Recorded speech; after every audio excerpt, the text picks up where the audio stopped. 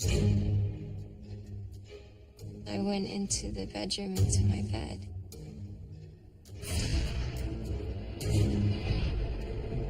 And then I turned, and there was a male presence there. And he was right in the doorway of my bedroom. He was smoking, like it was amusing to him, that it was making me uncomfortable. I continued to back him, and I looked, and somebody's running past me. To me, she seems like a child that was maybe very mischievous. At first, it's, you have the slight heart attack when you're like, did I really experience that? But after that moment, you're just like, okay, she's just back.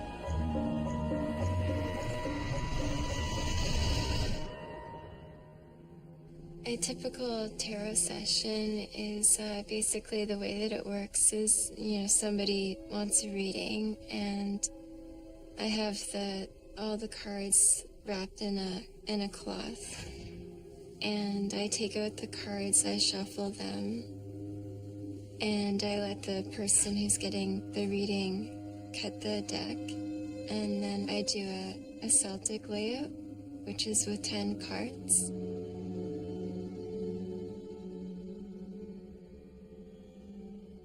Wood is a good tool to use, so I would use a wood table and candles, like white candles, pink candles. It's best to have everything, kind of peaceful around you at the time, and I would find that you'd get the best readings from setting it up like that. I'm not sure if the cards can predict that there's going to be, negative activity around you as far as spirits go. I think that it's like a door that you're opening. There's ways that you can kind of protect yourself from it, but a lot of people aren't aware of it, and I wasn't aware of it either at the time because I was really new to it, and I didn't know anything about, the spiritual world at that time. Ghosts, mysterious shadows, objects that move by themselves. This is the realm of the paranormal. And those who report these events usually claim to have no control over them. But what if we could influence our ghostly encounters? Would we open the door to more of these experiences or slam it shut? Hi, I'm Lawrence Chow. Today in Ghostly Encounters, we meet Kelly, Anna, and Colleen. All three claim to have some control over the paranormal. As a young woman in Toronto, Ontario, Kelly Baker experiments with tarot cards. It seems a harmless entrance into the world of the supernatural. But for Kelly, it also opens the door to terror.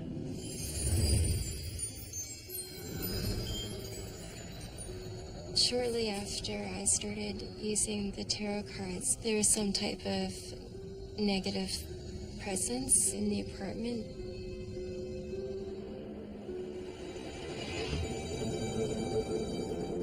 I was sleeping and I was alone, and it was about 3 o'clock in the morning.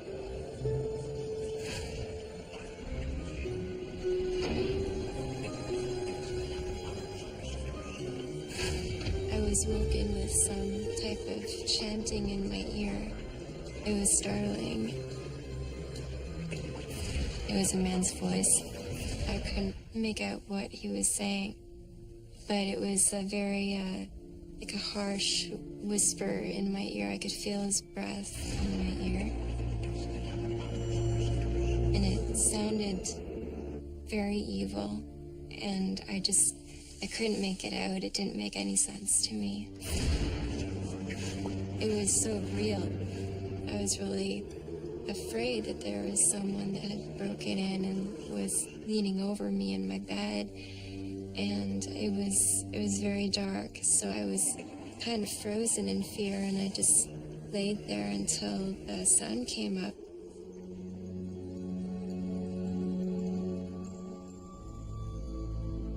I turned over expecting there to be somebody, and nobody was there.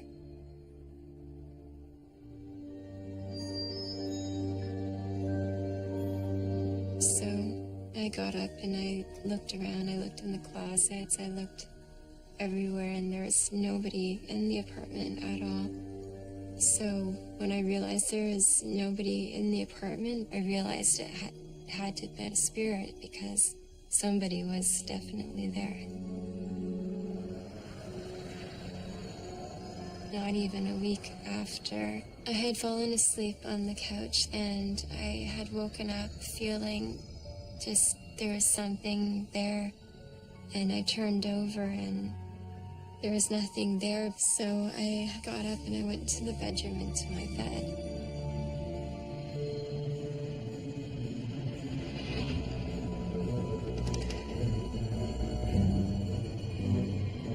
And then I turned and there was a male presence there.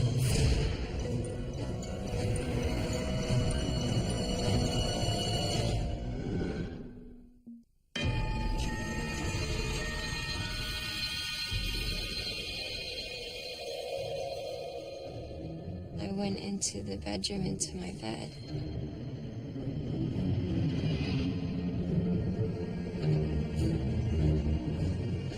And then I turned and there was a male presence there.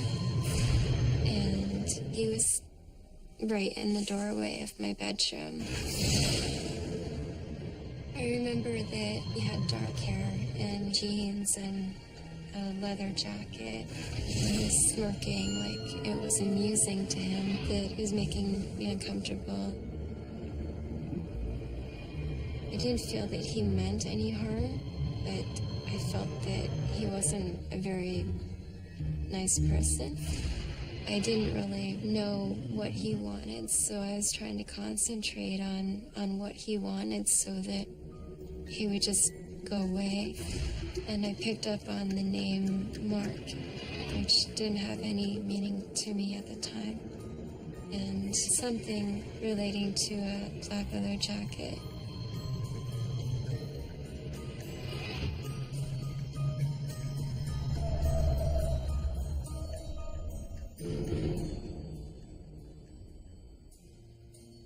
So the next day, I had spoken to my friend about it, and I had asked him, I described the vision that I had seen, and he said that's exactly what his stepfather was like. And I asked him if his stepfather had a very, evil sense of humor, and he said, yeah. And he said he really wasn't a very good man.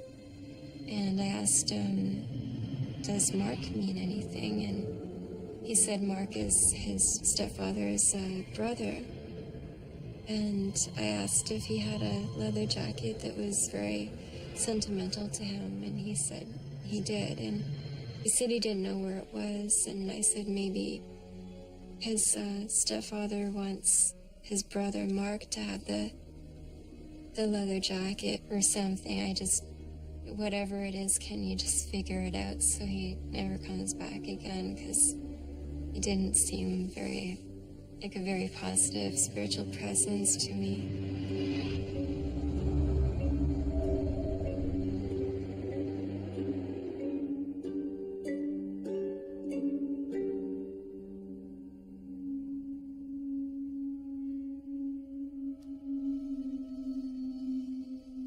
Friends asked me if they could have a reading. For instance, the friend that I had mentioned whose stepfather had died.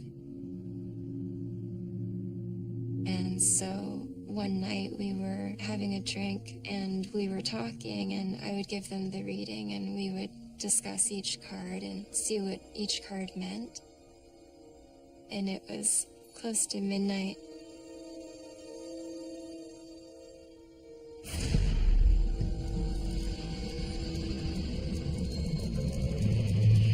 And then something just flashed. And the flame of the candles had gone out.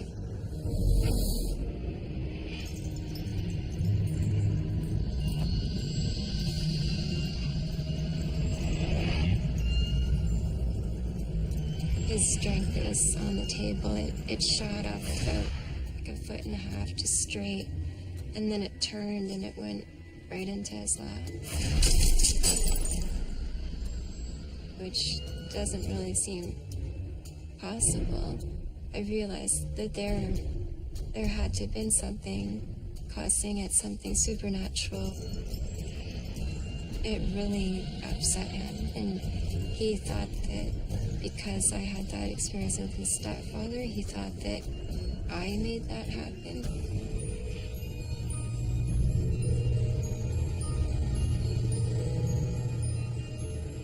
That did frighten me a little bit, because that took a lot of energy. I never had anything quite that intense.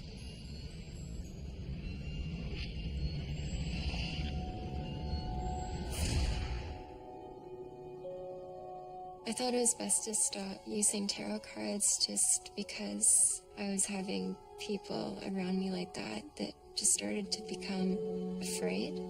So I thought it was best just to stop everything.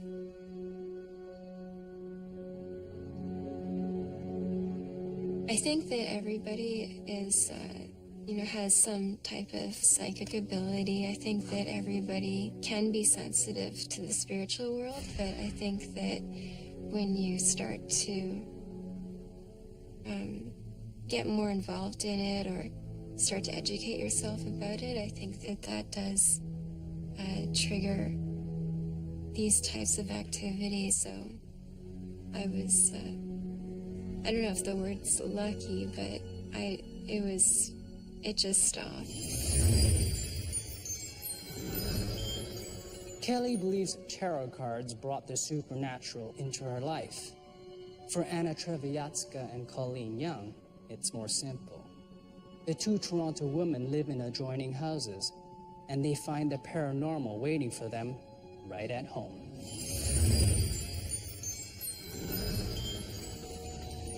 Well, the houses are attached, and in the back there is actually a passage where a wall has been knocked out to connect the two office spaces. There was apparently a fire there at some point. The first time I experienced anything, I really worried whether that was real or not.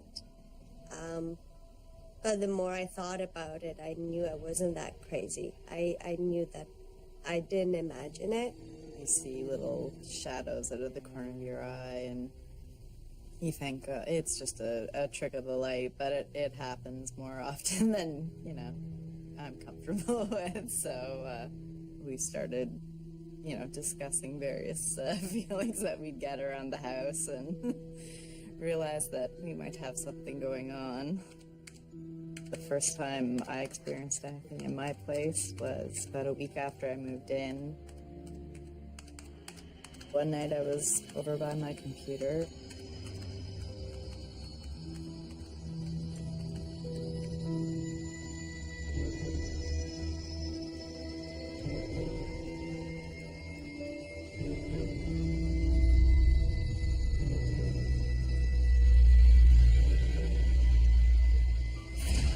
And out of nowhere, I heard this clunk.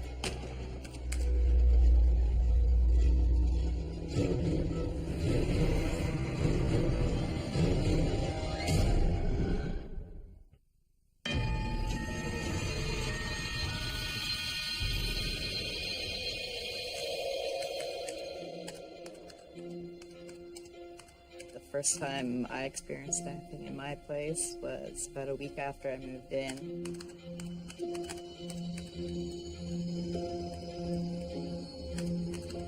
one night I was over by my computer.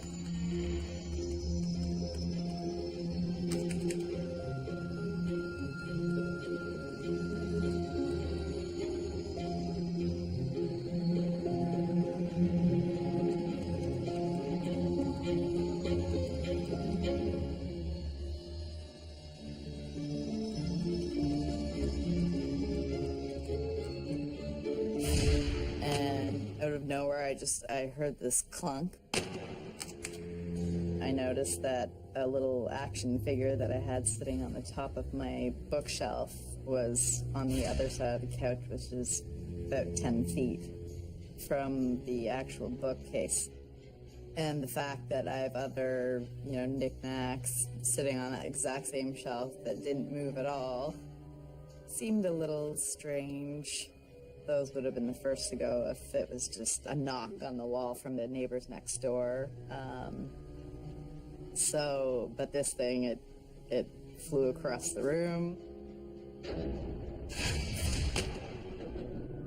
It was a very odd feeling, like, I'm not alone, actually. But then, of course, at that point, whatever had been there wasn't there anymore, and I just put the figurine back. That was probably the first time I thought, well, that's got to be a kid for sure. Like, it just seemed kind of a weird thing for an adult ghost to grab. It seemed like child's play.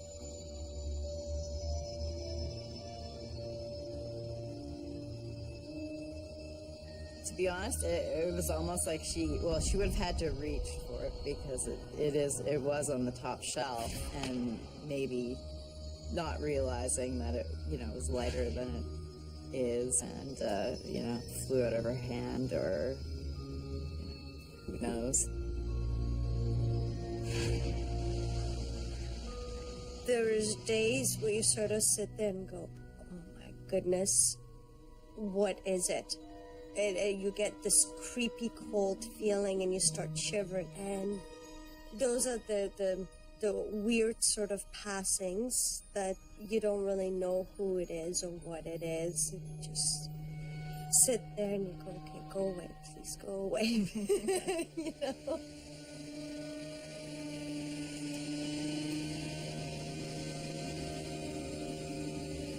I was home by myself, and I was cleaning up and just vacuuming the stairs.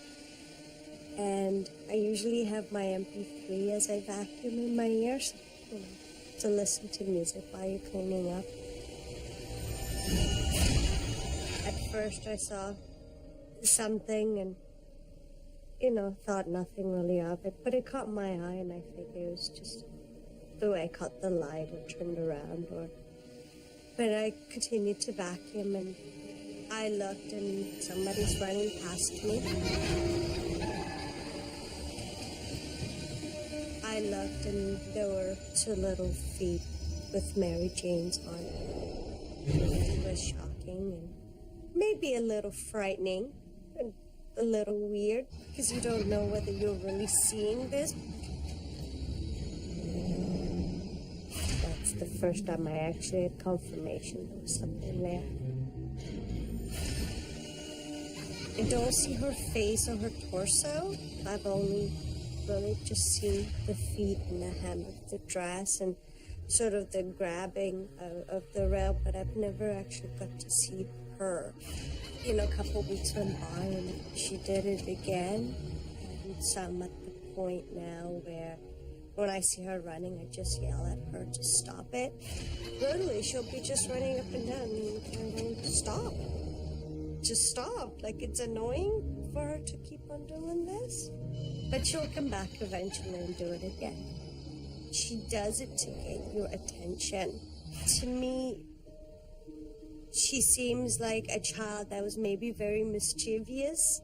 Not mean or intentional in any way, but sort of playing little pranks, and maybe that sort of carried on, and she enjoyed, maybe that made people laugh, her little pranks, and And I mean, we don't exactly get mad at her. We will chuckle at it. And so maybe this is just a part of her personality, and this is what she's continuing to do. She thinks this is funny.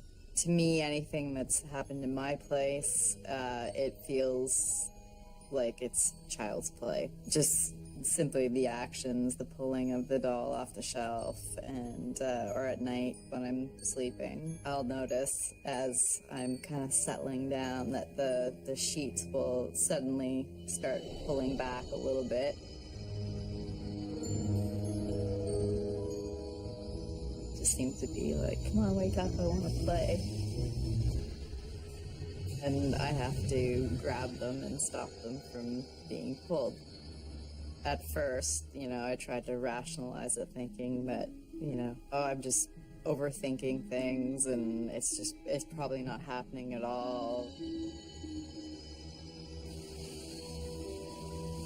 Now, it's very slow. It's not like she's yanking them down really quickly, but it's just a slow pull, like she's standing at the bottom of the bed before I've, grabbed a hold and said, no, I'm not playing this. It's time to go to bed. I've gotten used to the fact that she does that every now and then. But since then, it's sort of dying off. She doesn't find it as fun, I guess, anymore because I don't react. So it has confirmed my belief than anything else. I never was a disbeliever. My parents, they always had me to think for myself, so I don't know. It's always been a part of life, I guess. Well, I agree with Colleen. I guess it's confirmed a belief. Millions of people cannot be wrong. And I just believe a little bit more in them now that this is happening.